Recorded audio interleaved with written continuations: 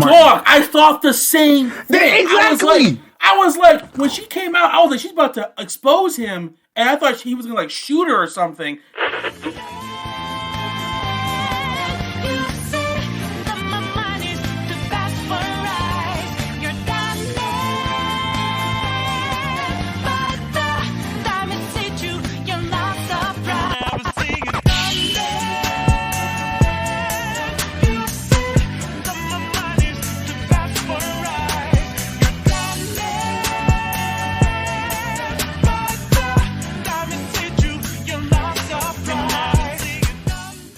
What is the word? It is loathed, your number one trash player, aka the garbage goat, aka Jackie's Bay, and we are here. I'm here with the man. He's here with the man, the myth, the legend, the ranger, no stranger than his danger, the king of dreams, better than his 9 or 10 rings, and we are the SLY guys, delivering the hottest of hot takes on all things nerdy in culture. And today, we bring to you a special presentation on an army of death. Ooh, ominous. Is it? We need a slow-mo in there. We need a random lady singing in the background to really give the effect of what we are going to talk about today. And I know this is audio, but we also need some blur. We got to add some blur in there, you know. If this ever makes it to YouTube, we will do that. And then leave it black the rest of the time. Blur just in this spot alone. Just this spot alone. But if you have not figured it out yet, we are talking about Zack Snyder's new creation, the Army of the Dead. Now, this is his his return back into the horror genre, and this story follows a zombie outbreak in the city of Sin, Las Vegas. Now, after the city is quarantined, a group of mercenaries take on the ultimate gamble, venturing into the quarantine zone to pull off the greatest heist ever attempted. This is starring no other than I would say probably one of the better actors I've seen, Dave Bautista. You know him as Drax, as the guy that is somewhat similar to Dwayne "The Rock" Johnson.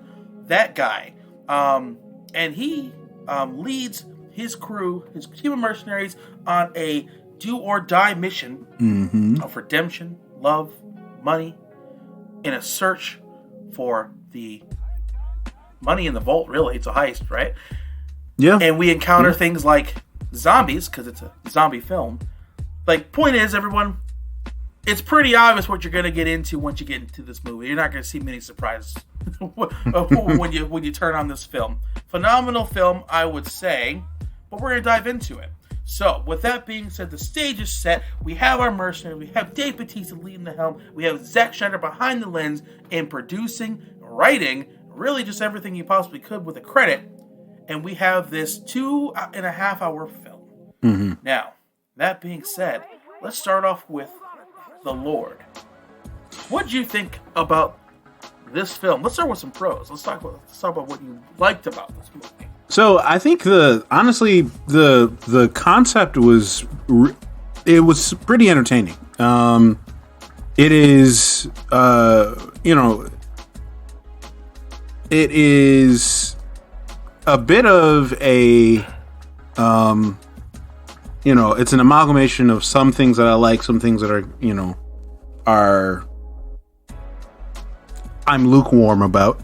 I love heist films. I absolutely love heist movies. I love heist shows. Oceans is a fun series. Leverage is one of my favorite shows. We have to talk about both of those on this. We have to talk about both of those. Yeah, we'll talk about both of those in the future. We'll probably have like an entire episode dedicated to Leverage, most definitely, because that is a phenomenal series. If you haven't seen it, check it out. If you like heists, if you like heist stuff and like good characterization, definitely check it out. But Army of the Dead is a heist horror movie. That's pretty slick. Which I don't really think I've seen this kind of combination of movie. Yeah. Like this. I think this is one of the first for me at the very least, of this mix of horror and heist. Now I've seen zombie movies where they got to go get something, right? Because right. you got to get the thing to get the helicopter. And Resident Evil, Dawn of the Dead. Dawn of the Dead also directed by Zack Snyder, which we'll bring up later. Where you have to get something to survive. Yeah. This is the biggest one of the plot points of this movie is you have Tanaka. Scorpion, while he was dead in hell, apparently had a second life before he met Cole as a very rich businessman. And that's probably how he afforded the suit and the fire effects for the Mortal Kombat. But Tanaka enlists Dave Bautista in offering him, I think, $50 million, something ridiculous like that. Yeah. To deal with whatever he wishes, because the vault has like $200 million in it, because, big boys like to play. Yep. To go get this money. So now you have this heist, essentially, where we have to shoot through zombies, apparently, or they try to do a heist setup scene where they're just like, so, there's a vault.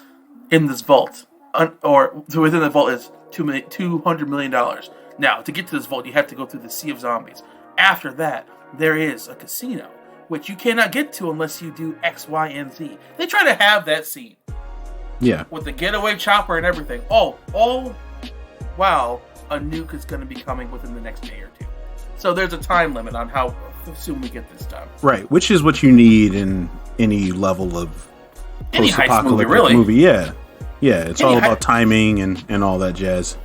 There's a sense of urgency with this whole entire thing, because why not just, I don't know, get a helicopter and shoot from a distance? I don't know. I don't plan heists. What do I know? I don't know anything. But if I had that kind of money, I'd probably figure a different way to go about it. Just me. But the fact that Zack molds these two together is something that's very interesting, because now we have established stakes, a time limit, and a whole lot of cash. Yep. Now, speaking of the cash, I think it's a good time to talk about one of the things I liked about it. Yeah. Is some of its character motivations. Mm-hmm.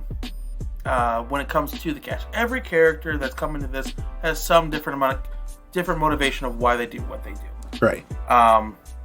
And when it comes to the motivation of money, Dave is a dad. He's got a heart of gold. A daughter that hates his guts, because that's what daughters do to their dads. She has a reason. I'll talk about it later. But wants money, flipping burgers, maybe open a restaurant. Cool. Yeah. We go through each of these characters as far as what they want to do with their funds, and it brings up a great character dynamic, because the characters we meet kind of become really exaggerated characteristics. Wouldn't you agree? To some level, all of the, which is kind of what you have in every zombie scenario. You have characters with one trait, and it's super exaggerated, So you've got the gun happy Mexican guy, you got the super serious wasteland explorer who is talking about redemption and all this jazz. You've got the dad who all he is a dad, and you have a daughter who all she is a problem. And then thank God he said it already, because we're going to talk about her. We're going to talk about her. We'll come back to her, because we're gonna. I'm gonna come back to Kate and really the overall plot of this movie at the very end. We're gonna come back to Kate, because I got a bone to pick with Kate. Yeah, we got a bone to pick with Kate. Yeah, and this is kind of this will go to my overall problems with the movie in general. But I do like the characterization of most of the characters. Obviously, there are the characters that are by design, you're supposed to hate them, right? So there's one of the guys works for Tanaka, the casino owner, who is basically putting this whole heist together. He sends them with him, and it's very clear that this dude is super insidious, and he has his own hidden agenda, and you're trying to figure out why Tanaka is sending them in the first place. After he puts the deal together with Dave Bautista, you see him hang up the phone after talking to Dave, and he, in the background, has a couple of government folks they're probably in the army because they've got badges on. So you're like, okay, well, he's obviously doing something with the military.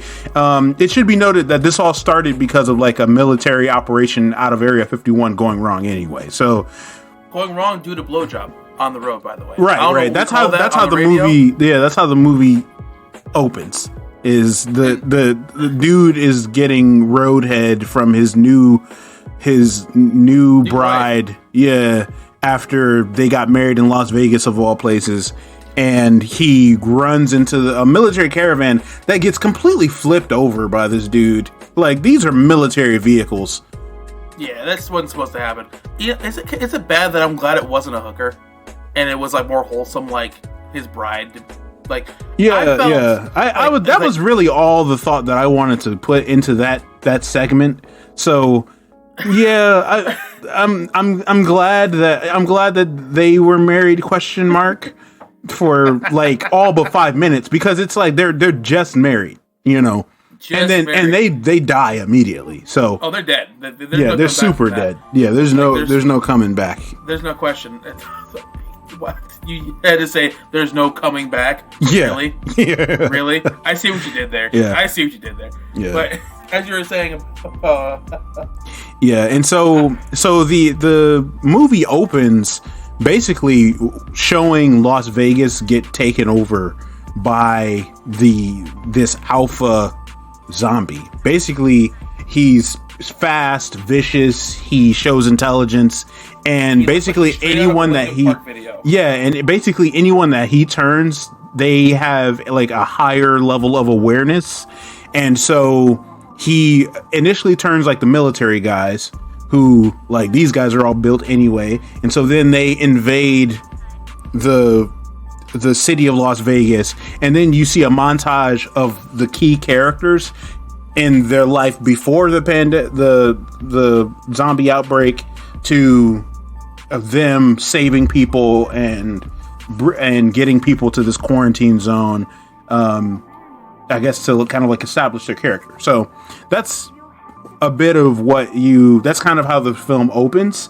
And so it's established that Dave Bautista and like these other people that you see in this opening, they used to be this group that went out and saved people and did what they could. And now they're trying to live out their existence in this quarantine zone in Las Vegas, which hits a little bit too close to home right now, but they save these people, and it's established they're retired, and that's when the rich Japanese businessman casino owner comes in. Yeah, that's when Scorpion comes in and offers him the deal of a lifetime, like $50 million. Like, that'll give you enough money to move out of here, build a better life somewhere else. You can fund your kid's college, even though she hates you for some reason, which I'm just going to talk about right now. That Dave Bautista Dave Bautista had to kill his wife, who was trying to kill their daughter, because his wife turned. That was like the big thing. And he thinks that that's the reason why she doesn't like him. And to his credit, I would think that too. That's what I'm saying. Listen, that's what I'm saying. Like, we as the audience are like, we see the scene, it shows the flashback of him like torn apart, and his daughter opens the door and sees her dad sticking a knife into her mom's head. And of course, you're like, man, so she must have had a falling out because she couldn't forgive him. And initially, that gave me a lot of thoughts. That gave me a lot of like thoughts of hostility toward Kate, his daughter, because I'm like, you got to understand, like, she would have killed you, you would have turned into a zombie. And I'm like, that just seems like very unfair to dislike him. But before you say your point, because this is where I hate Kate. This is where I start to have a hard time with Kate, even before she does her Kate stuff. I could empathize with Kate at the same time. It's unfair to Bautista, his character. Yeah. She would feel like, because she's younger. She's younger at this point in time. She's a child, maybe 9 or 10. No. She was. This was maybe like a year or so. So there's not a huge time gap. No, not a huge time gap, but she's young, and seeing her mom get brutally stabbed in the head, I can imagine leave some lingering feelings that she might not know how to deal with because she's young, and now we're in an apocalypse, and it's kind of hard to deal with that stuff, the other stuff she's got going on. Yeah. But now Now I'm gonna let Laura talk about her real reason. So yeah, so no. So this is the thing. This is not why. This whole subplot is not why I dislike Kate. This is why Dave Bautista is dumb as shit, because he thinks that, you know, him killing her mom is the reason why she's angry, which again, like we established, is understandable from her point of view. It's unfair to Dave Bautista, and Dave Bautista is not his name in the movie, but we're just gonna call him Dave Bautista because that's easier. His name is actually Scott, but we don't. I don't care about Scott. It's Dave Bautista. So Dave Bautista thinks that this is the reason, and they have this conversation like 75% into the movie at this point, that the reason why she's angry, because he's like, yeah, I'm sorry that I had to kill your mom, but you know, it was what we had to do. And she's like, wait a minute, you think that's the reason why I'm angry with you? You think that's the reason why I stopped talking to you? And he's like, wait, then what the fuck was it? Like, he literally says that. He's confused. He's like, what? Then what was it? And she's like, it's because you didn't comfort me after you murdered my mom, Dad. You didn't talk to me. Oh no! I'm so sorry. I'm so sorry. I wasn't emotionally available after I brutally murdered my wife. That makes total sense. And I'm like, Dave, bruh, you didn't say anything to your daughter.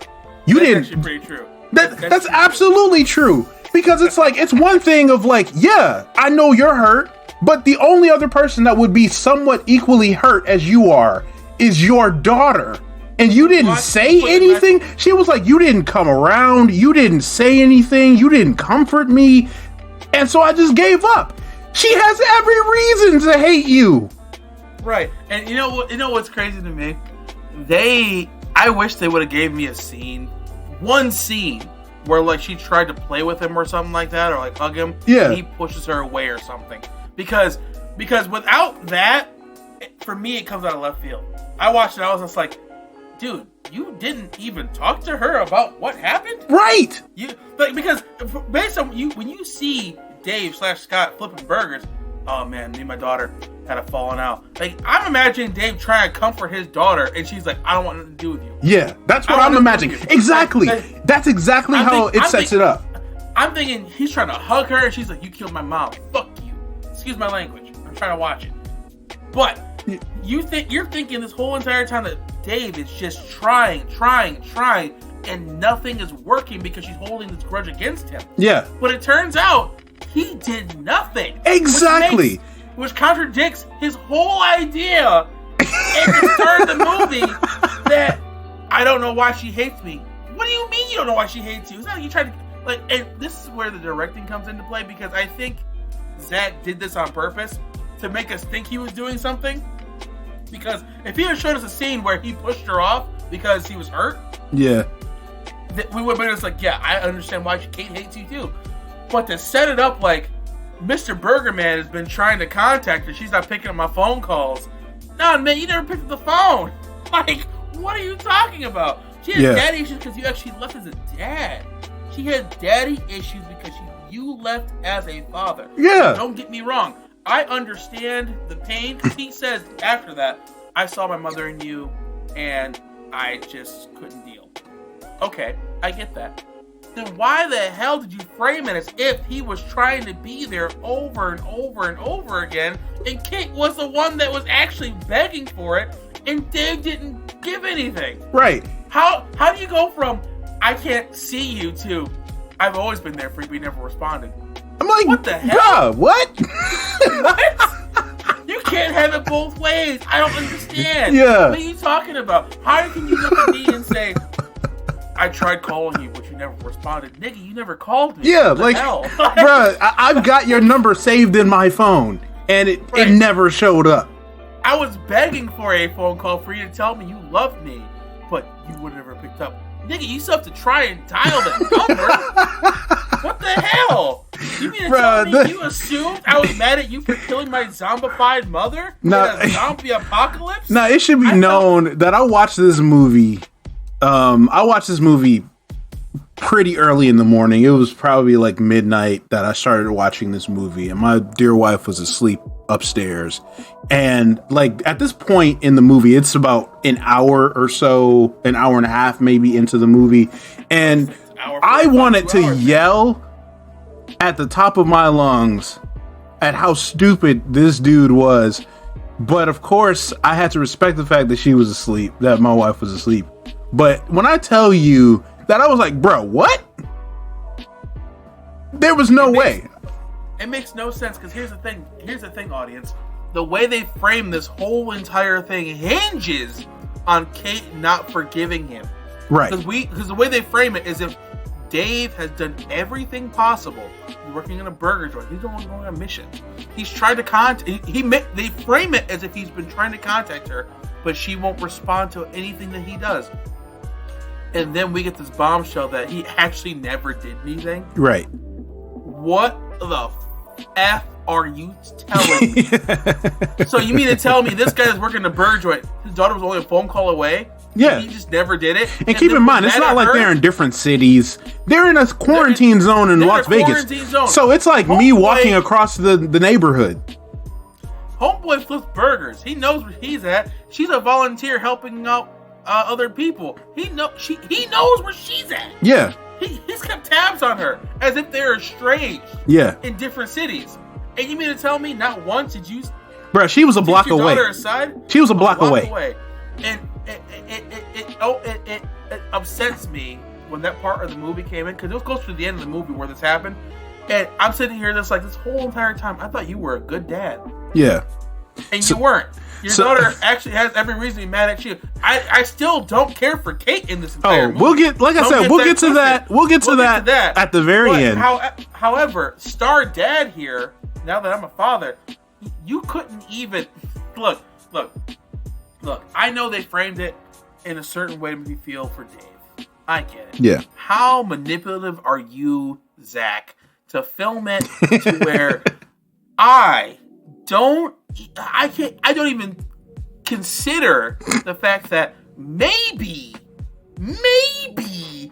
he didn't do what he was supposed to do. I'll paint the picture for you guys. When Tanaka approaches Scott, David Bautista, in his restaurant to recruit him for this mission, Dave's main motivation for getting the money is to take care of his daughter because his daughter stopped speaking to him. That's his main motivation. It is framed as if she has cut off all ties. It flashes back to when he killed his wife. It sets it up as if he's been trying everything, and he even alludes to it. Like I watched this movie twice. He alludes to, I tried everything, but she doesn't forgive me for killing her mother. Yeah. He alludes to that. It's like... Yeah. He alludes to it. I'm not gonna rest on this point. We've established that. But that was one of many dumb moments. Let's talk about another dumb moment. With I'll take this one. Yeah, go for it. With my favorite character. What is her name? In this movie? It's not Maria. What's her name? Jesus. Oh, where's Bay at? Oh, Chambers. My favorite character, Chambers. Now, Chambers is certified, bona fide, 100% wifey material. Now, I'm a committed man and a father. And I have no shame in saying that this woman is just strong. But we have this military guy, this cliche military guy that you should never trust. I'm talking you should never trust. He's got the shirt. It's collared, I think. It looks like it was collared. He's a frat boy with a gun. He has a hat and everything. Yeah. He looks like he does play ball on the weekend, drinks, cheats on his girlfriend, and then doesn't pay his taxes. This guy is just straight up looks like I shouldn't trust this guy with anything. He's the type of dude that would eat your fries and then tell you your brother did it. As he ate them on the way home, bringing it to you. Yeah. I don't trust this guy with anything. No, he's the type of guy that be driving DoorDash would eat your fries and say, "Oh, they must have forgot him. My bad." That's a better example. Why my sticker off my bag? I don't know. They must have put the sticker on the bag. I don't know. I just delivered it. You don't trust this guy, and they make it very clear you shouldn't trust this guy. Very clear you shouldn't trust this guy. Now, what Chambers did was she also didn't trust this guy, and I love her for it. So to set the scene, our ragtag group of people, which we haven't really gotten into, we talked about the character traits, but I'm assuming you watched the movie at this point. Spoiler alerts going forward. If you haven't left already, whatever. You love our voices. Anyway, so our ragtag group of missionaries are going through the buildings because apparently that's safer than going outside. Really dumb point. We'll talk about that part. I'm bringing that up later because that seems stupid as hell to me. But they have to go through buildings full of lesser zombies to get to the casino building. Yeah. During this time, Chambers confronts the mercenary man, Tanaka's main guy, that I don't trust you. I don't trust you to have our back, so you can't be behind. I'm going to follow behind you. She does. Now, in this moment, as the audience, we're thinking the same thing. I don't trust him. He's meant not to be trusted. Yeah. Whatever. Cool. And so he does what any bitch would do and has her fall off the path to just get killed off. Mm-hmm. Now, Chambers, this bad woman, certified bona fide babe, goes in and to the best of her strength, gets separated from the group, still even, but survives. I'm talking silent killing zombies, even though she's been thrown off the path by mercenary man.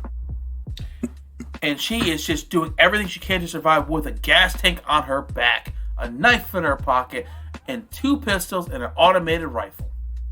And she does really good until a zombie she silently kills hits some pans and wakes everybody else. And then she has to go ham, bacon, cheese, and eggs. Now, this scene had me at the edge of my seat. And Zack Snyder has no right making me feel for a character I just met. But he did. He did, because she went hard. She's surviving. She's pushing zombies. These zombies are dumb as hell, but they have numbers on their side. And she's stabbing, shooting, stabbing, shooting, stabbing, shooting. And then Mercenary Man locks her behind the door. And she knew it. And I'm like, no, girl, no! I thought she was dead. But Lord and behold, after the group escapes the kitchen, Chambers busts through the window, shooting everything, pushing zombies off, stabbing. I'm talking beast mode. She is going ham, bacon, and potatoes on this. And it is phenomenal what she is doing. I am in love with this woman. She is great. But then she looks at her friend Chambers and says, I don't remember what she said. She just said go. All she said was go. Right. She said, you know what she didn't say?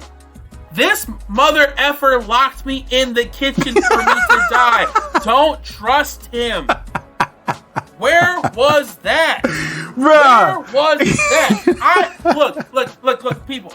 For those that watch the movie, she was fighting off like 17 zombies. Not even 7. Yeah. She had time to say that she had a conversation with Cruz. This happened, bruh. I was able to say it in the time that the scene took multiple times. I was like, just tell him don't trust Martin. Tell him don't trust Martin. Don't trust Martin. Don't trust Martin. You know that scene in Get Out where you see our main protagonist flash his camera and the guy just says get out, but he says nothing else? That's how I felt. You mean to tell me you know that they're going to steal my brain, but all you can say is get out? Nah, they're going to steal your brain. Don't trust these white folks. Get out of here. You mean to tell me that these zombies are attacking you? They're in earshot and you can't say, don't trust that military nigga? Yeah. Locked me in? Look, the time I said that, she had killed 7 zombies by this point. And that's what blows my mind. Because Zack Snyder made you think she would survive, which I thought would go in a completely different direction as far as how I thought that would go. And I was excited to see how he would talk his way out of it. And essentially, or shoot her and say he missed the gas tank or the zombie and shot her in the head instead. Nope. She goes down like a G because Guzman is a fucking goon and can shoot headshots from miles away and aims for the gas tank instead because she doesn't want to turn. Actually, she gets bit first and then there's no hope after that. Yeah, but like even when there's no she's hope, bit. Yeah, but I'm like, yeah, like you still retain some level. We're 30 zombies deep. You couldn't say don't trust Martin. We're 30 zombies deep. It's 3 words. Made the shot. It's 3 words. When you said go, you couldn't say go, but don't trust Martin. You couldn't just do that. Like, what the hell? What the hell? Bro, because like she just stands there in silence, watching them like stare back at her for the remainder of the time. It's a good 30 to 45 seconds, and this is what also pissed me off. They didn't come back and help her. And that pissed me off. I mean, was like, I thought, honestly, at that point, it's no value in going back to help her because she's more than likely going to get bit when she's got that many zombies on her. So I understand that piece, but the fact that she didn't, it went too long. It went too long for me. And this goes back to the direction. If she had died quicker, I would have been okay. She didn't have time. They had time to look back. Guzman had a moment with her. Yeah. Eye to eye. Right. Eye to eye, my guy. Like, what? You're not going to come with us? Yeah. No. Oh, and the other thing, he's like, what did you do? He turns to Martin and is like, what did you do? That's what Guzman does in this particular situation because he knows that this dude is shady. Everybody knows this dude is shady, but no one does anything about it. And on top of that, what makes it even worse, after Guzman takes a shot and takes out Chambers, no one looks at Martin and is like, what did you do? No one does. It's right. Like, oh yeah, she died. Oh, yeah. She said she was the last person who was with her was Martin, and can't trust military guy all of a sudden has nothing to say about any of this stuff. Now, he had a couple words about like, I didn't know, I thought she was right behind me. I get it. Why'd she pop out a window? You were the last one with her. What happened? Right. Like, no one even acknowledges afterwards that Martin might be shady. Yeah. No one says anything about it. They just move on and it's whatever. Like, and see, the thing is, like, so Martin's whole role was he knows the casino. Like, he used to be his head of security, so he knows the premises. That's the reason. That's the value that he brings to the team. Like, so right. he's somewhat necessary. And so that I understand, right? You know, like he has value, but the fact that nobody questions him, nobody says anything else, nobody keeps an eye on him. I'm like, bro, are y'all trying to survive out here? Or especially Guzman. Guzman should have been the first person to be this, like, I'm suspicious of this guy. Like the way Chambers died, he knows Chambers. Like he knew who she was, and even in the way he confronted Martin, the military guy, like, you would have thought that would have been a recurring thing until the end. Yeah. But it's not. It's just dropped as if I didn't just get your best friend killed, your love interest or whatever, whoever she was. Yeah. Baddest bae, like, killed. Like, and when I'm saying she fought, Guzman took a minute to really contemplate what he did. So, like, audience, I gotta tell you, like, first off, she didn't say, don't trust Martin, like, before the bomb blew off, because she's already getting bit at this point, and you had to say go. You can say go, you can say the other 3 words, like, don't trust Martin, the 3 words right there. Yeah. But Guzman, after accusing Martin of, like, having something to do with it, just drops it afterwards. Now, mind you, for those that watch the movie, plot-wise, for feng shui of the group, he lets it go, whatever. I don't buy that from Guzman, to be perfectly honest with you. I don't think he would have let it go. I don't think Dave Bautista's character would have let that go either, because he's smart enough to know something's up. Right. But that also brings into the next plot point of why I believe they just left it alone. Yeah. The mercenary chick who... Okay, let's talk about her for a second. Her job, she makes a living off of bringing people through the quarantine zone, and I always thought of, what are you bringing them in there for? Like, well, for money. for money. That like they established that like that's the big thing that people go back into the infestation zone is for money. Excuse me. For money that they have a hard time finding or hard time getting. And the thing that that bugs me about her is that she knows how this works. She knows that they're alphas and stuff like that. She's our guide through this territory. Yeah.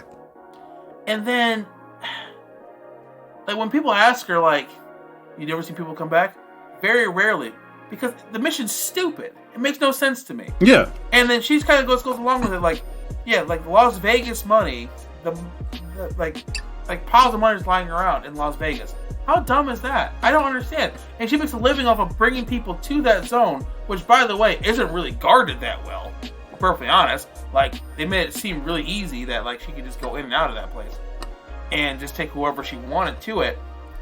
And she just does it.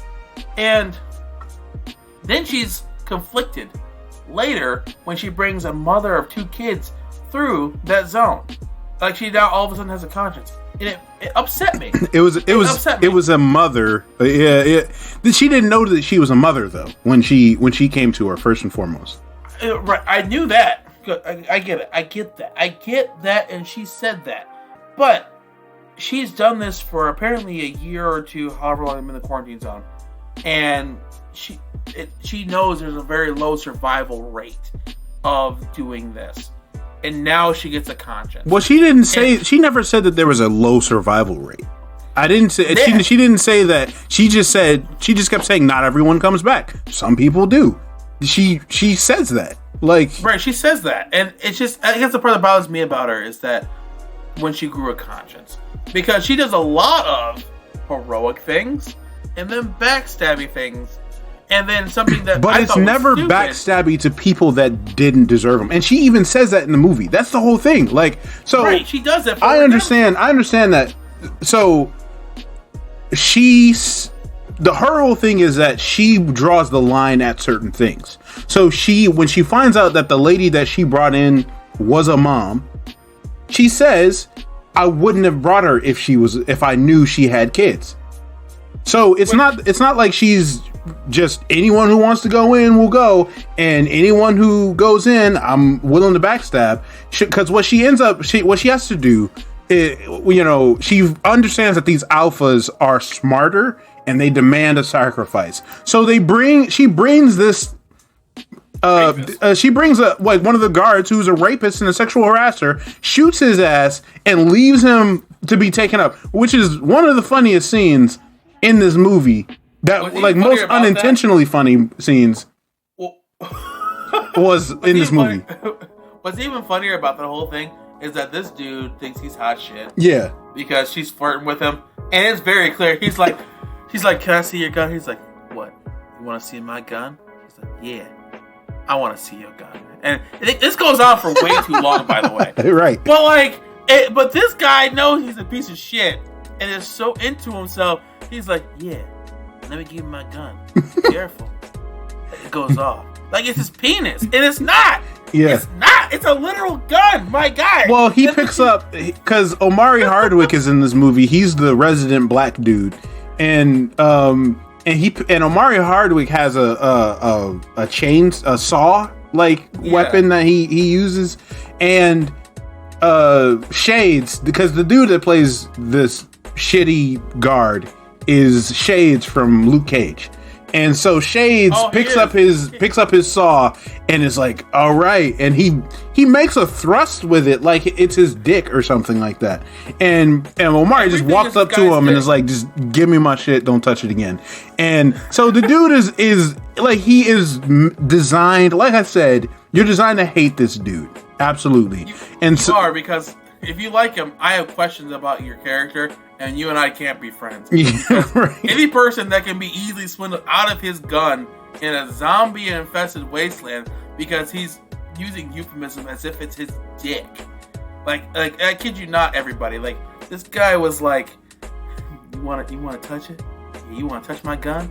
And you want to make it go off?" It's like it's a literal gun it's loaded. There's a zombie right in front of us. What are you doing? Yeah. Like, why are you? Dude is stupid. So she pops his ass, leaves him for the queen of the zombies or whatever, and they drag him away. And she's like, well, they demanded a sacrifice. That gives us time to do what we need to do. So let's go. The dude was a terrible person anyway. So, and we do what we got to do to get out of here. That was one of those situations. And she's straight up like, you know, the people that she's brought out here and that she's had to do that to have been terrible people. Like, and I get it, you know, because she specifically picks this guy as they're about to leave, and it's like, we need one more person, and she picks the worst person that we've seen in the camp so far, and she's like, we need one more person, grabs him and gets him to go, because she was like, yeah, we need someone strong. She talks up his ego because she knows that he's a terrible person, he's a terrible dude, and pops his ass, leaves him to go. And I'm gonna say pop him. It was I look, low key, before we found out about the alphas, I thought they were gonna rip him apart right there. They're gonna like kind of walk away as they're ripping him apart as a distraction. No, but I wish that kind of happened at the same time, because he gets double dosage of judgment. Yeah. But I fully expected to have him just get devoured right then and there. Yeah. Well, it sets up for the alpha zombies. Let's talk about the queen. That queen never stops shrieking. Yeah. And I don't know where in zombie lore where you have to have your zombie shriek 90% of the time for it to be a legitimate zombie, where that was cool. Yeah. Because it's not. Any director listening to this, I don't need to have your zombie shrieking and being weird the whole entire time for me to know that she's a weird queen zombie. I don't need it. Like, she was like, yeah. like. I'm sorry. Could you do that again? I couldn't hear it. Yeah. And that's how often she did that too. So like pulling it back. So let's set the scene. When we first meet her, she's like. So first off, the actress, kudos to her. Makeup, A1. She's also flexible because how low she got to the ground and stayed there. She was doing the cha-cha slap. Oh my! Yeah, gosh. how low can you go? Can you go down low? She got low, and I was thinking like, why is this necessary? Like over the body, like yeah, because it's supposed to weird you out. But yeah, like.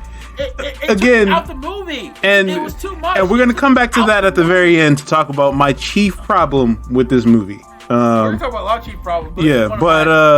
This queen zombie was literally just always crouching. I never understood why she couldn't stop squatting. I didn't understand. Yeah. When she was on a car, on a truck, on a body in front of her man, crouching. And I'm like, why? Yeah. Why are you doing this? Why are you the way that you are? It didn't make sense to me. Yeah. I didn't understand. And it took me out the movie whenever she was on screen, because I valued her for her makeup, her acting ability, because how low she got and stayed there, I would take multiple takes. There's no way I could do that. Level that I know couldn't do that. But she did it. But like, even when she was like communicating with her husband, why? What are you doing? I don't understand. Yeah. Yeah, I don't get it. Like whatever the situation,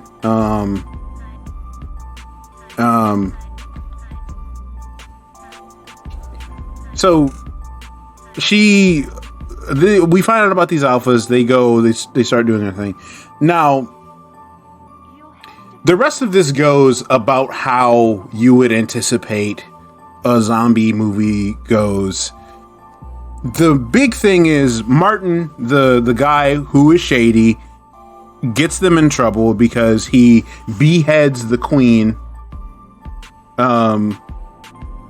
He beheads the queen, puts their head in the bag, because you find out that he's really there so that they can make more zombies, so that they can have a biological weapon. Because that's... Of course he does. Yeah, I'm like... bruh, of course. Like, this isn't new. So, when you find out that this is the deal, and he basically abandons the group, which leads to one of my favorite scenes, because he's like the first person to go up this like ladder or whatever for them to get out after the Alphas start coming after him, because they have the head of the queen. They start coming after them because, again, she shrieks out loud as she's being beheaded so that the Alpha knows that his queen is getting messed up. She never stops shrieking, even when she was getting her head off. Yeah, and cuts off her head, puts it in the bag. And he leaves the group stranded in the bottom of the hotel by like locking the gate behind them or whatever. And as he's heading out, it turns out that the coyote exchanged the head with a money changer for him to think that it had the same weight. And oh, by the way, that coyote is the woman we were talking about in the previous one. Yeah. Same lady. Yeah, the wasteland wanderer. So she adjusted. She switched it so that he would think that he still had the head and hair. Opens it up, finds out he messed up, and who shows up but the tiger, the zombified tiger that we saw at the beginning of the movie, comes, absolutely bodies this dude. Oh my gosh, I loved that scene so much. That was what I had watched the rest of the movie for, was because I was like, I'm gonna see this dude get effed up, and so I thought two separate thoughts throughout the movie up until this point. I'm gonna see Martin get effed up, and I'm gonna see this tiger F someone up. And the beauty of both of those thoughts coming together in this single moment was what was my favorite moment in all of the movie. And you saw it coming because in Zack Snyder fashion, he did the same thing in Dawn of the Dead. Yeah. The selfish a-hole that goes off on his own gets bodied. Yeah. But he knew we really hated this guy. Right. He knew we really hated this guy. So what he did, he prolonged this guy's beatdown. Like, I'm talking prolonged it because I thought it was gonna cut away and we just knew he died. Yeah. Like, it jumped on him, we hear him scream like, ah! And then it cuts to the back of our protagonist. No, we watched this tiger body this dude. As Lord said, it grabs him by his leg, tosses him around like 3 times. Yeah. Like, and then, and so, now he knows he's infected. Yeah. There's 2 options you have. I either shoot the tiger or I shoot myself. I'm not getting out of this alive because I've already been bitten. This man goes for option C. What? He shoots the tiger, doesn't he? He tries. I remember. He tries. He does not succeed. And it was a terrible mistake because, to be perfectly honest, I would have shot myself in the head because this tiger puts her mouth on this guy's head and just crunches that. Bro, she did a fatality to my man. Bro, and on top of that, we see his body twitch while she's doing it. So we know he felt that. Yeah. Like, we know he felt that. Like, imagine what I imagined was Jurassic Park when the raptor attacks Khaldun, and we see the whole scene play out. Like, that was my Khaldun scene played all the way out. They could have stopped it way before that, and we would have got the same message. No, Zach was like, I know y'all hate this guy. And this tiger took her time. I'm talking, she bashed him up against the car even. Twice. And then walked around him. He's like trying to crawl back to his gun. Did it again. And I don't know why you thought you were gonna crawl like you were gonna crawl back like knowing that this is a tiger, bro. This is a tiger. You're not getting to that gun in time. Tiger. Yeah. It's a zombie tiger. And he crawled slow too, y'all. Like, don't get me wrong. I don't know how I'd act if my leg got bit like his did. But you know what I wouldn't do? I wouldn't be fucking crawling, I'll tell you that much. You better believe I'm scrambling. This guy was like, ugh, is she gone yet? No, she's not. What it reminded me of was the SpongeBob episode with the sea bear when Squidward gets beat up by the sea bear. And goes out of the circle. Yeah, he's like, that's an oval. It felt that same way. Oh, gosh. And then what killed me the most this guy is just tired, beaten up, giving up all hope of life. And the scene still goes on.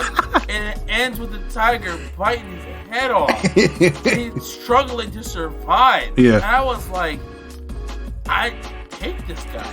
He deserves all of that. But at the same time, this really increased the runtime by a couple minutes, didn't it? It was like 5 minutes, I swear. It was like 5 minutes. It felt like 5 minutes, but it was really, I think the scene was really just like 2 or 3 minutes.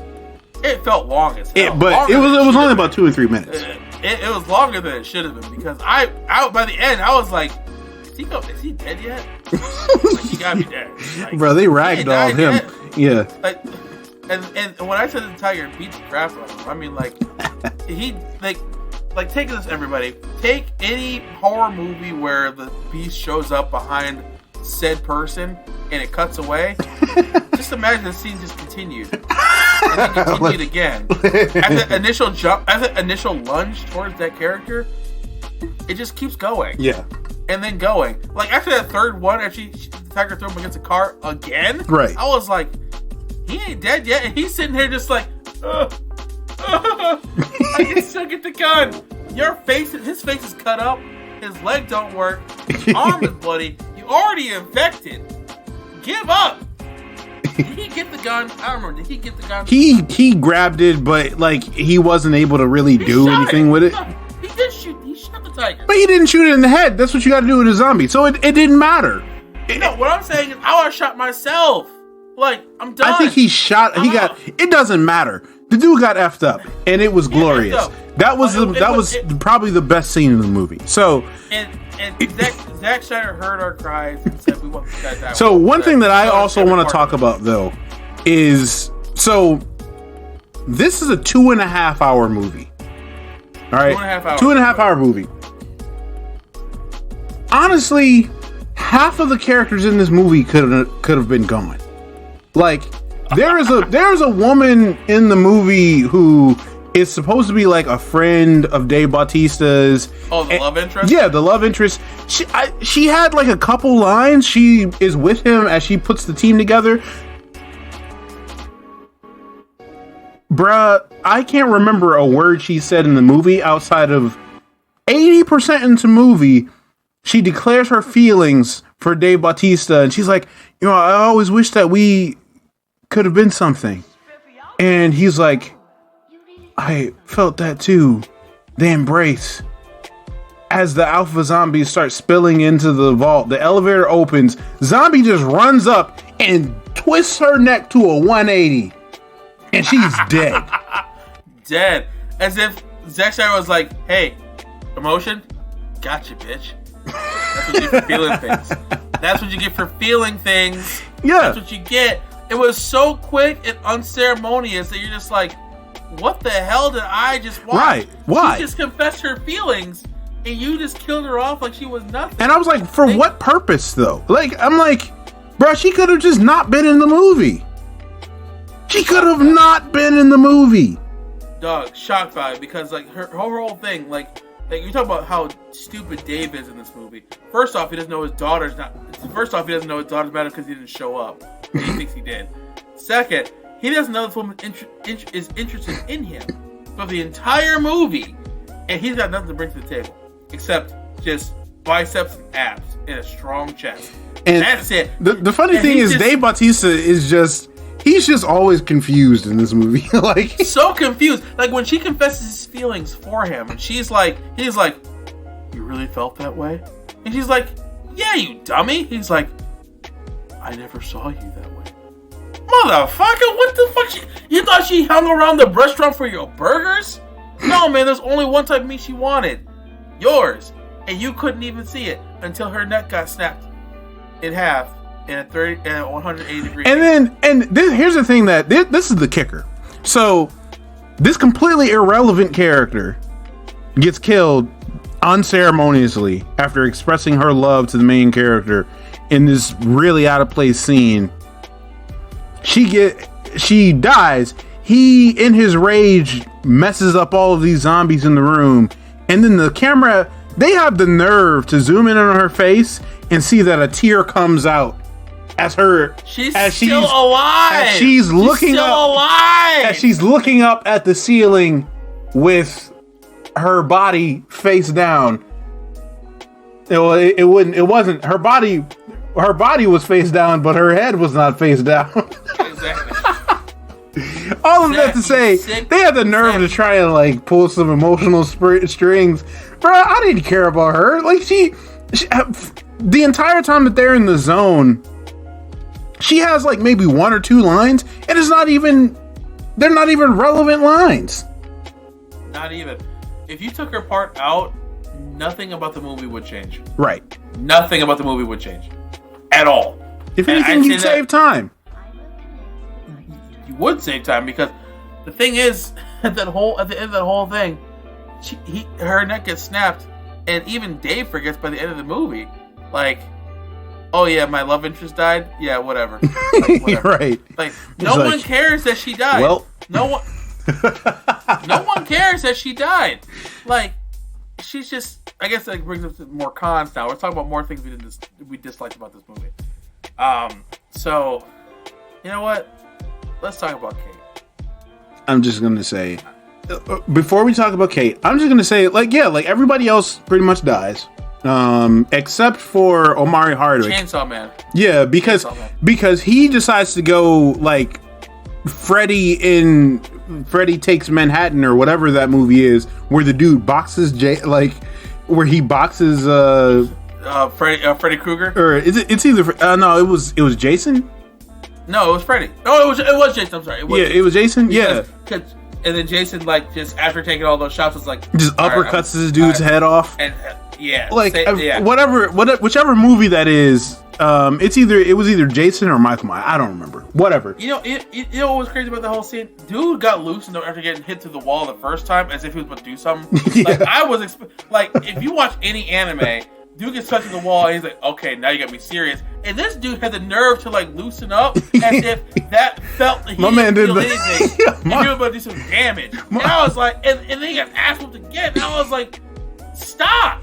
He's already dead, and so the safecracker ends up pushing Omari Hardwick's character into the safe to protect him from the incoming zombies, and we see him, and that's the last that we see of the safecracker as he gets effed up. The safecracker is a person that's inconsequential to he's a walking German stereotype, but I think he was Swiss, but either way, he's insignificant. He's a stereotype. Yeah, insignificant. Like he's significant to the plot, but he was actually one of the characters that I actually liked. I actually somewhat enjoyed like his writing and his enjoyable. Yeah, but definitely enjoyable. But yeah, he's like outside of the fact that like, oh, I've got to crack this safe.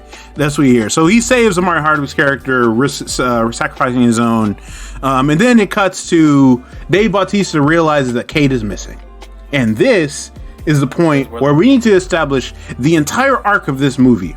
So Kate's whole reason for going into the wilderness is that this single mother has abandoned, like she goes into the wilderness to try and get money for her kids to get out of this quarantine zone, to get like on a bus to like another place.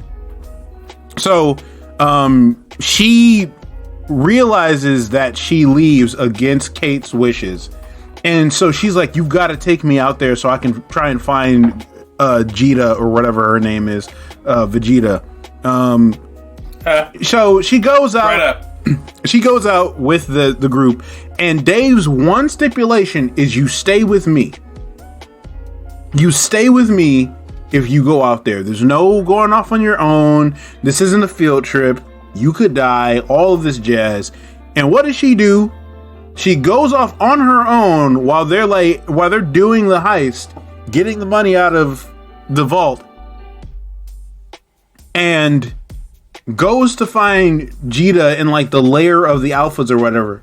Jita just so happens to be alive, which is more than you can say for like the other women. Else. Yeah, the other women in this group. All women, by the way. I don't know what they're. Yeah, and they were all like, none of them were trained to be here, but they all wanted to go into this wilderness anyway to try and find money. Which is why I question the coyote, because I'm just like, coyote, none of these women look like trained anything. But see, here's the thing. My philosophy. I'm just gonna say, if you're gonna die, like, you might as well die trying to do something, right? I understand the will to go forward and try and do something for your kids. If it's either you're gonna die here in the zombie infested land, or they're gonna die from the government dropping a bomb on this place, or something, or I'm going to risk my life to do better. I understand that. I understand that drive to do that. And for the coyote, who is she to tell these people that they're wrong, right? Like, who is she to? True. So I don't hold that against her whatsoever. I don't hold anything that she did in this movie against her. So, and everything that she did, it made sense for her character. What I will say about Kate is that what she ends up doing, she finds Jita. Jita is alive against all odds. Everything that we've seen up until this point, she should not have been alive at this point. Exactly. Because at this point, it's been like a full day. So there's no way that this person with no training whatsoever somehow survived in this wasteland. On top of that, like, these alpha zombies are just very curious about the prey that they have they're going to turn. Yeah. They're just very, like, we get a guy that they sacrifice, they turn him immediately, but people they captured the other day, nope. I want to savor that one. Yeah. Those three. Yeah, let them marinate in fear real quick. So she finds Jita against all odds. After the Alpha takes his army of the dead.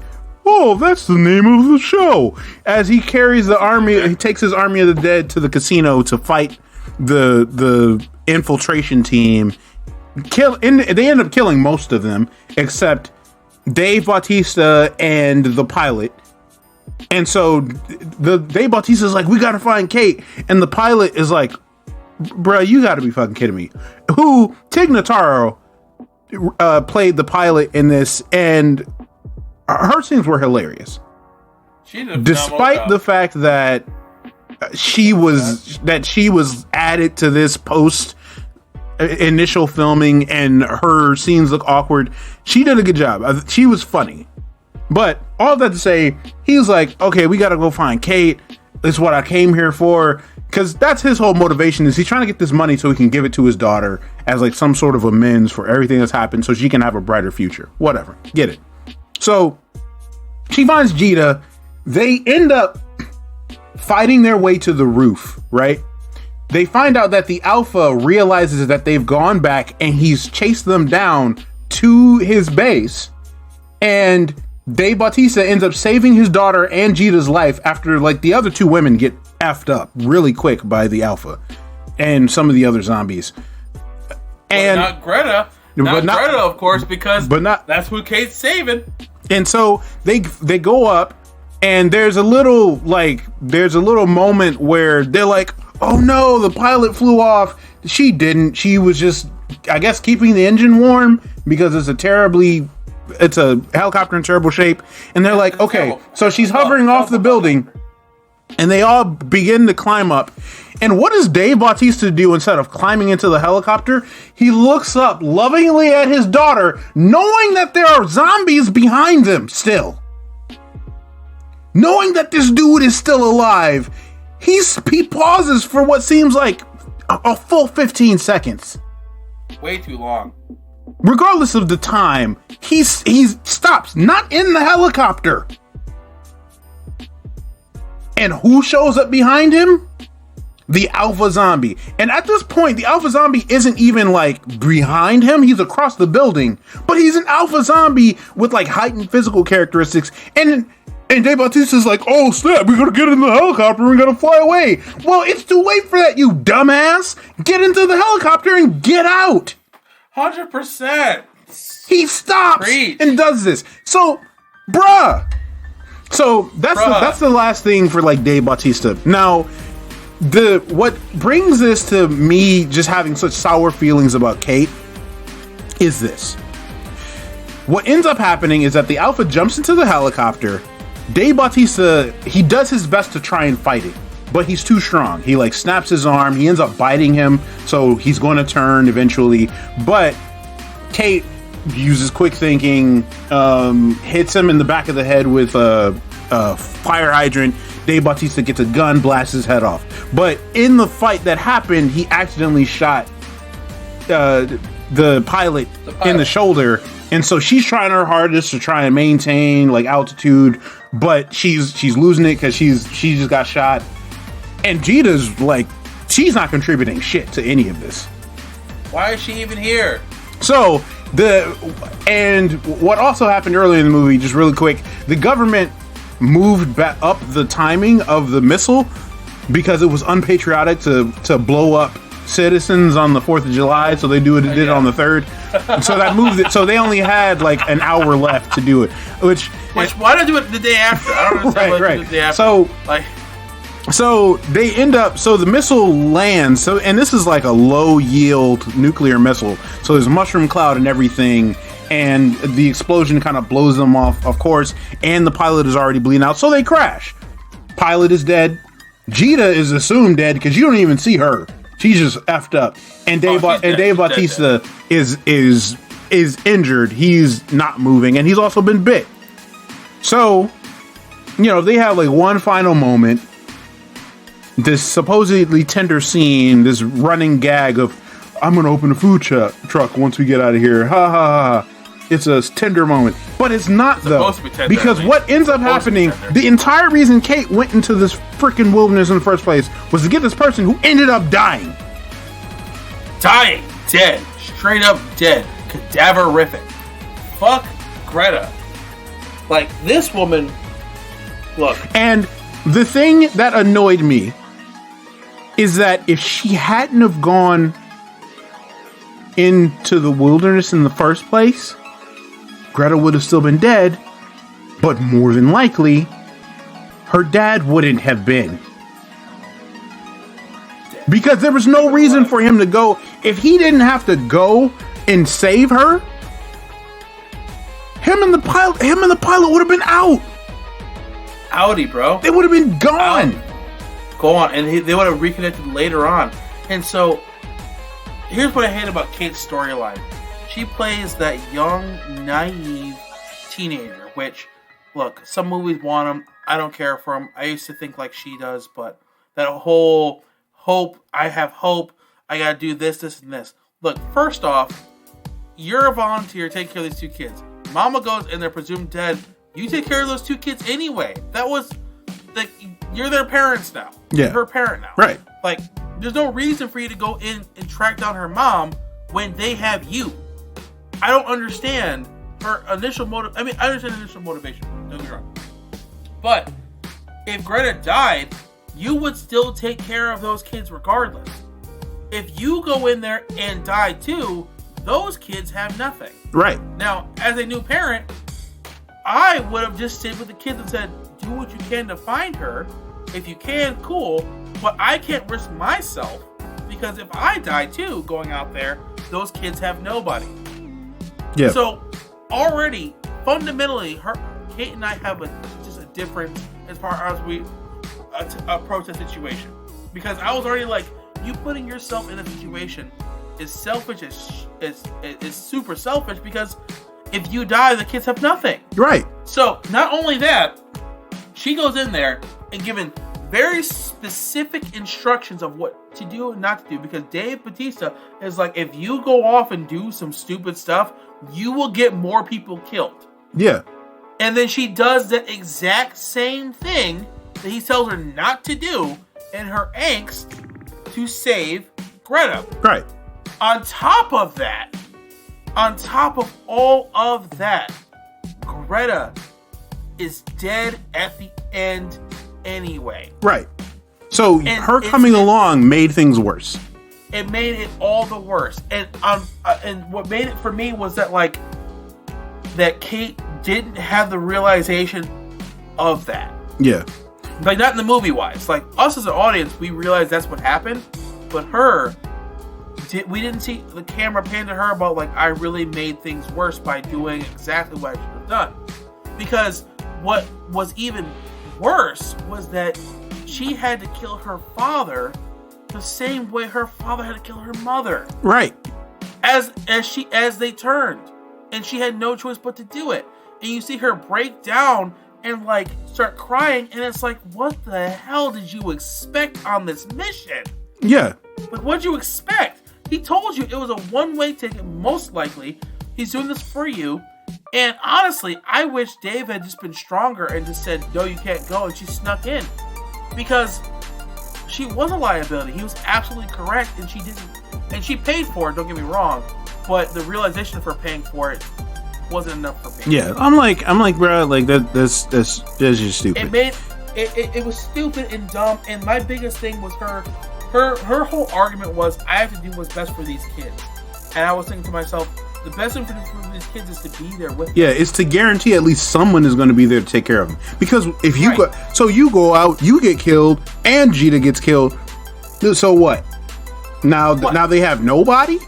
They have nobody. And her whole logic was so flawed that it made it hard to empathize with the character. Yeah. And it pissed me off about Kate, because Kate's supposed to be the naive, endearing one, where she's like, hey, there's hope, and she's still out there, and stuff like that. You know? And if it was like her father or something, not her father, the children's father or something that was left out there, and she wanted to have them both there in the mother's state or something like that, instead of her going out, I would have enjoyed that better, because at the very least the kids are still taken care of. Because Kate's whole mission is, I gotta make sure the kids are taken care of. Then why the hell did you go out to a zombie infested wasteland where you would most likely die? You're told you would die. Why would you do that? You don't care about these kids. If you, like, as a parent, I would have stayed with my children. Yeah. At the very least, like, I'm not military trained. I can't go out. Yeah. And if I die, I can't go back to the kids that need me. Yeah. They need me more than I'm needed out there. Because the problem with me with the mother, on top of that, was I understand she wants to give her children a better life, but she's not trained at all. Yeah. In anything. And she thought it was a good idea to go out there and, like, try to get some ever cash that she could. Like, when Coyote went to her and said, hey, you know, take me with you. I thought that they were taking them out of the quarantine zone to some private airspace to where they would escape the blast or something. Right. They made it look like the camp wasn't going to be evacuated when the blast occurred, which isn't true. Everyone in the quarantine zone was evacuated. Yeah. So, what was the issue? There's no reason to be scared of the bomb. You're not going to be here for it. They're pulling everyone out. Everyone in camps, they're not blowing them up. And this might be because of the directing of this. Because at first you think they're going to blow everybody up because they don't know who is safe and who's not. Yeah. But we found out at the end of the movie that everyone from the camp was evacuated. Right. And they've been doing like temperature, like they've been doing temperature readings.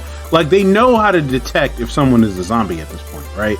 Right. And yeah, like there's a level of it that, like, you know, someone can lie and say that someone isn't within the right temperature range or something like that, blah, blah, blah. That's established. But for the most part, like, people know if you're a zombie or not. On top of that, at the end of the movie, they've established that the campsite has been completely evacuated. Yeah. So, I can't imagine they just sprung that on people at the last second. Right. Like, I just can't imagine that. Like, the whole reason her mother was going in there was because she needed money to get the kids out of the camp. Well, the kids were already getting out of the camp anyway because they were evacuating the entire camp before the nuclear strike to take out all the zombies. Yeah. So why'd you go into the quarantine zone and risk yourself for money you didn't know existed to begin with? Yeah. And then for Kate, instead of just letting her father try and find her when he's in there, who has a high percentage of dying, or is promised to come back with money, which will take care of those kids, by the way, go in there with him because it's a matter of principle. I hate you, Dad, because you're a terrible person. I want to go in here and make sure their mother is safe. How do you even know that she is? Right. And because at the point that she finds out that she's been in there, it's already been like, it was like 12 hours already at that point? Right, and her survival rate was extremely, extremely low. She was presumed to be dead. Yeah. So instead of staying with the children that need her, she says, I'm going to find her mother instead. Yeah. Their mother instead. So we're basically running in circles at this point. It was just stupid, right? Like her whole decision was stupid.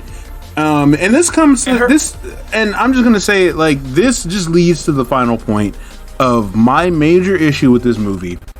This was a 2.5-hour movie. It could have been an hour and a half. You could have cut it.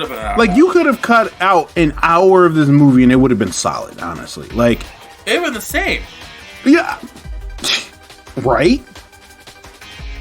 You could have even had the same story beats of like Kate going in, him having to go across, all of that jazz. You could have done all of that. But they spent so much time with all of this like super drawn out stuff of characters, one, that didn't really play a large role in the movie. Like, they spent the whole time introducing Guzman, who he introduced a couple of other characters. But the thing is, ultimately, by the end of the movie, Guzman only has a few lines. You only see him taking out a couple of zombies, like here and there. But there's a whole scene where they're watching. Apparently, he has like a Reddit following or whatever, where he goes and he's like taking out zombies with like triple and double headshots and all this jazz. And I'm thinking, oh, this dude is going to be a much larger role in the film. Like, you're going to see him like doing Psych. this. Nope. Like he takes out a couple of zombies later on. He ends up having to blow up his girlfriend ? And doesn't question the dude that is directly involved with it. And then he ends up dying. He ends up getting bit and ends up blowing himself up with the grenades on his chest. Like, that's his role in the movie. He's dead. They spend a significant amount of time talking about the cut of every person in the movie. It's very goes nowhere. Yeah, it's very unevenly distributed. Like, the main three folks, they're going in to get $50 million. $50 million, as they said in Rush Hour. $50 million. If you're asking for $50 million, would you be in a place like that? Yeah, $50 million. They go in looking for $50 million, and they're like, okay, Dave is going to get 15. Love interest is going to get 15. Honorary black dude is going to get 15. And then everybody else, we can split it up between them. And you see him throwing out the figures as he's talking to people. You want to make $200,000? You want to make $300,000? You want to make $500,000? You know, it's a lot of money. Don't get me wrong. But they spend so much time like establishing this, and they're talking about the cuts and things like that. But nobody brings that up again. That wasn't even absolutely nothing. That. I'm thinking as they're establishing that, oh, someone is going to find out that somebody is supposed to get a bigger cut, and they're probably going to betray the group, or they're probably going to try and do. No, it doesn't even come down to that.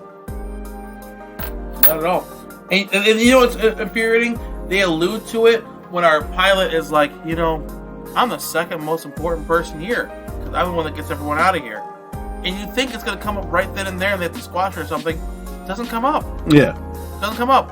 And even when they open the vault and they talk about how much money's in there, they don't talk about how much money each one of them is getting. Heck, before love interest dies, they're talking about their cut within earshot of everyone else. Right. And they're $15 million, and no one's like, hey, did they say they're each giving each other $15 million? I was only getting $500,000. How about you? I was getting $200,000. Yeah. No, the same character was only getting like $20,000, wasn't he? Or $200,000. I thought it was $200,000. I thought it was like in the hundred thousands for each of them. It's chump change in comparison. But they mention it and they bring it up, but it amounts to nothing. Just cut that out of the script. That means nothing. It means nothing. We don't care anymore. Like, we don't care. But like, there's no reason to continue talking about cuts. Like, you could have saved probably like 15 minutes just on that. But just talking about that, there's just a bunch of scenes that move slow. There's a bunch of things that seem, like I said, half of the characters in the cast don't even need to be there, right? Like, there are people that are there and then they're not.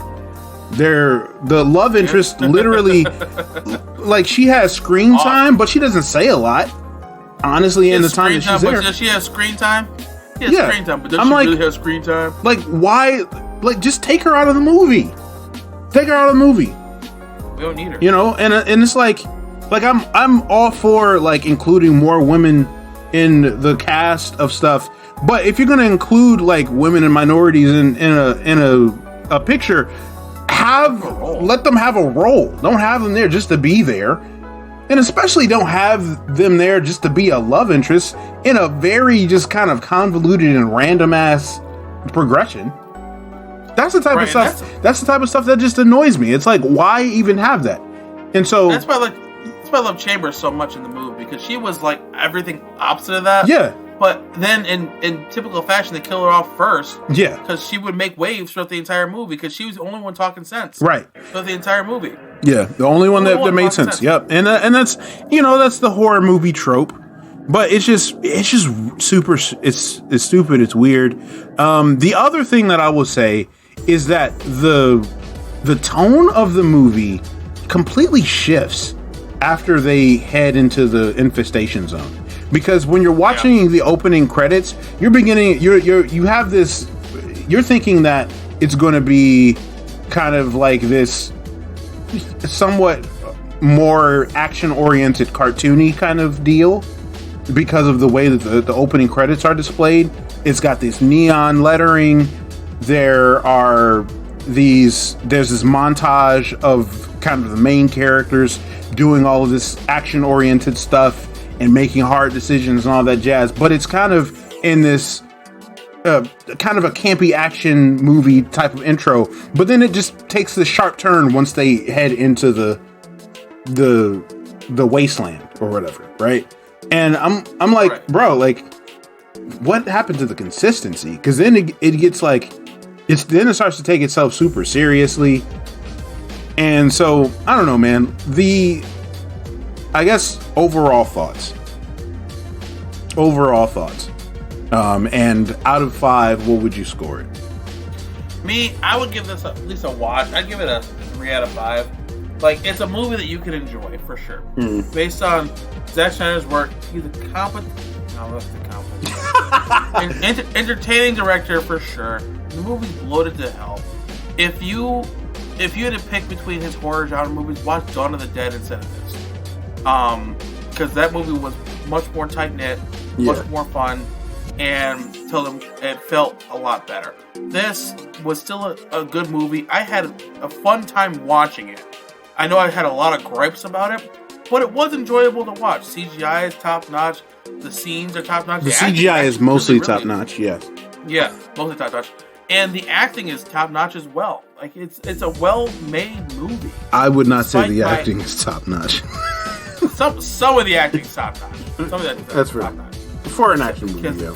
Because Queen Zombie Lady, no. And the zombie looked like the alpha zombie looked like he was straight out of something out of Linkin Park. Something out of my, like, just teenage angst fantasies. Like, just long hair, dirty, and just... Yeah, he looks like the cartoon version of the gorillas if it came to life. That's what I'm saying, man. He looks like just no one understands me, man. I bite people, but no one knows why I bite people. I tried so hard and got so far. While this was playing, he's literally biting people. Yeah. Like, I'm breaking the habit. That's the zombie guy. But I would give it a 3. It's a fun watch. Don't think about it too hard. Turn off your brain. Mm-hmm. Stuff we've talked about is nitpicks that I personally have and Lord personally have. Overall, for me, besides the bloated runtime, I enjoyed watching the movie twice. Like, it was bloated in areas for sure, and I turned my brain off for those. But the concept was good. The scene in the casino where Batista's fighting with all the zombies I thought was excellent. Probably one of the best zombie fighting scenes I've seen in a long time. As you might see, just how they choreographed it. They do a lot of interesting things, a lot of good things. It's watchable. I give it a 3 out of 5. Yeah, that's fair. 3.2 out of 5. Okay. I'm not doing points. I think so.